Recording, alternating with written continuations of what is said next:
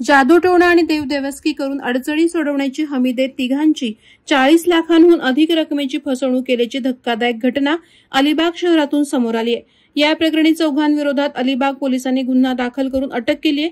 Alibag police ठाण्याचे police निरीक्षक किशोर साळे यांच्या पथकाकडून या प्रकरणाचा तपास सुरू आहे। सधन कुटुंबातील अडल्या नडलेल्या लोकांना हेरून त्यांचा विश्वास संपादन करून त्यांची फसवणूक करण्याचा उद्योग महेश यशवंत मोरे यांनी अलिबाग तालुक्यातील ठिकरुळ नाक्याजवळ सुरू केला होता। त्यांची पत्नी अपूर्वा मोरे, 2 मानसपुत्र मिहीर मांजरेकर उर्फ मिहीर मोरे आणि सागर कुंड हे यात त्यांना सहकार्य करत होते। मिळालेल्या माहितीनुसार पनवेल येथे राहणाऱ्या बांधकाम व्यावसायिक असलेल्या फिर्यादीचे अलिबागमध्ये कॉन्ट्रॅक्ट सुरू होती। या कामांचे पैसे अडकून पडले होते। हे पैसे लवकर मिळवून देण्यासाठी त्यांना देवदेवस्की आणि जादूटोणा करण्याचा सल्ला देण्यात आला। त्यांचा विश्वास संपादन करून वेळोवेळी 38,50,000 रुपयांची फसवणूक केली।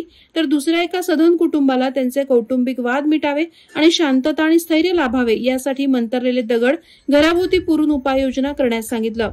यासाठी 2,25,000 रुपये घेऊन त्यांची फसवणूक केली।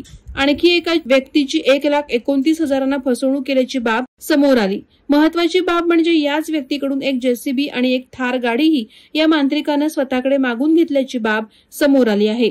या प्रकरणी महेश मोरे याच्यासह चौघांविरोधात विविध कलमांतर्गत अलिबाग पोलीस ठाण्यात गुन्हा दाखल करण्यात आलाय।